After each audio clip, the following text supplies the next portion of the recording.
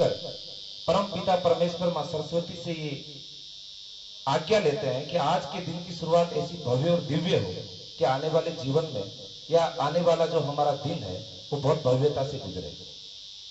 और विद्यार्थी जीवन कैसे होना चाहिए, मुझे संस्कृत का एक श्लोक आप सब स्मरण करते हैं, मुझे भी स्मरण आ जाता है इसी बीच। काक चेष्टा बकोनि ध्यानम स्वान निद्रा तथैव च अल्पाहारी ग्रह त्यागी विद्यार्थी पंच लक्षण। 5 विद्यार्थी के लक्षण है। काक चेष्टा यानी कोवे की तरह चेष्टा होनी चाहिए।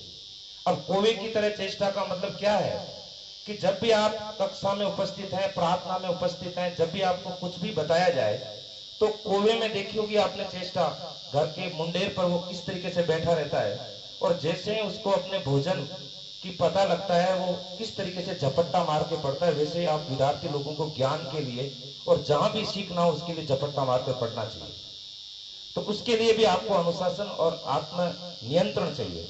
तो काक चेष्टा बकोन ध्यानम, बक का मतलब होता है बगुला, बगुले की तरह विद्यार्थियों का ध्यान होना चाहिए। बगुले की तरह ध्यान कैसे है, आपने देखा होगा समुद्र में, या आपने देखा नहीं तो सुना होगा क्योंकि आसपास हम देखते नहीं है।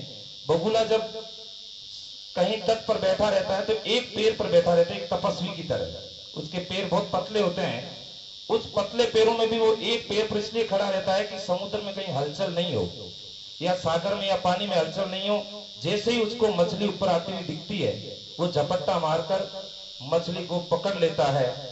इसी तरह के विद्यार्थियों को भी बगुले की तरह ध्यान होना चाहिए, कक्षा कक्ष में, चाहे प्रार्थना स्थल पर हो, जहां कहीं भी हो।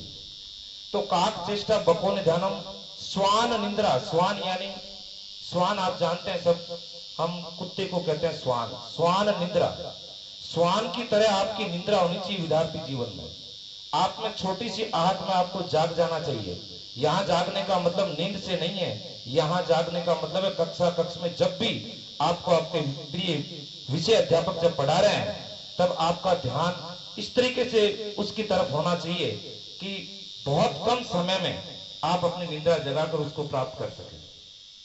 तो काक चेष्टा बकोन ध्यानम स्वान निद्रा तथैव च अल्पाहारी ग्रह त्यागी विद्यार्थी पंच लक्षणम। अल्पाहारी यानी कम खाना। यहाँ कम खाने का मतलब यह नहीं है कि खाए नहीं, कम खाने का मतलब यहाँ है कि हम इस तरीके से अपने जीवन में जिए। अधिक खाने के बाद विद्यार्थी को नींद आती है, या कोई भी विद्यार्थी हो, वैसे विद्यार्थी सभी होते हैं अपने जीवन में, सीखने वाला विद्यार्थी होता है, हम सब विद्यार्थी हैं, आपके सभी अध्यापक, हम सब विद्यार्थी हैं। क्यों?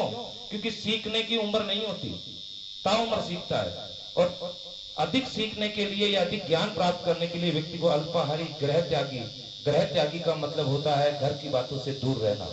विद्यार्थियों को अपने जीवन में घर की बातों से दूर रहने का मतलब यह है कि घर में क्या चल रहा है, कौन कहाँ जा रहा है, कौन त्योहार के लिए तैयारी कर रहा है, उससे आपका कोई रिलेशन नहीं होना चाहिए। आपका ध्यान केवल और केवल विद्या अध्ययन में होना चाहिए। तो मैं पुनः आप लोगों को इस बात की स्मरण करवा देता हूं कि विद्यार्थी के इन 5 लक्षणों में आप में ये सभी लक्षण हो, और एकाग्रचित और अनुशासन के बिना विद्यार्थी जीवन में कुछ भी प्राप्त नहीं कर सकता। बुद्धि सबके पास है, लेकिन विवेक उन लोगों के पास है जो व्यक्ति महापुरुष बन जाता है। 16 साल का बच्चा जब 16 साल का लड़का जब वो असफल होता है विद्या अध्ययन में, लेकिन एकाग्रता के साथ क्रिकेट खेलता है, तो दुनिया उसे सचिन तेंदुलकर के नाम से जानती है, दुनिया उसे सचिन तेंदुलकर के नाम से जानती है। एक 18-19 साल का लड़का जब उसे लगता है कि मैं प्रशासनिक सेवा में नहीं जा सकता, बंगाल के लोग बहुत तेज हैं, वो लड़का अभिनय में अपना नाम कमाता है, उसे दुनिया अमिताभ बच्चन कहती है, उसे दुनिया अमिताभ बच्चन कहती है। तो इन लोगों के जीवन से हमें प्रेरणा लेनी है। तो विवेक, मैंने आपको बताया था, बुद्धि सबके पास होती है, विवेक बहुत अल्प लोगों के पास होता है। जिनके पास विवेक होता है वो आगे बढ़ जाता है। आपको जहां कहीं भी अध्यापक डांटते हैं, फटकारते हैं, वो आपके भविष्य के लिए फटकारते हैं। आपसे इनको कोई हिस्सा नहीं लेना, न जमीन का हिस्सा लेना है, न कोई और लेना है। आपसे ये चाहते हैं कि आप सद जीवन पर चलकर उस मुकाम तक चले जहां आने वाले समय में ये फक्र से कहे कि ये विद्यार्थी फलाना IAS, फलाना जिले का कलेक्टर है, मेरा विद्यार्थी है। मुझे एक बहुत बड़े शायर की 4 पंक्तियां याद आ जाती है। समय अधिक होने से मैं मेरी बात को समाप्त करता हूं। खुद ही को कर इतना बुलंद कि खुदा भी पूछे तेरी रजा क्या है, खुदा भी पूछे तेरी रजा क्या है। आप लोगों को अपने खुद ही को इतना बुलंद करना है, इतनी मेहनत करनी है कि आने वाले भविष्य में भगवान भी आपसे पूछे कि आप किस पद पर जाना चाहें। उस अनुशासित जीवन के साथ अपने जीवन को आगे बढ़ाए। धन्यवाद। जय हिंद।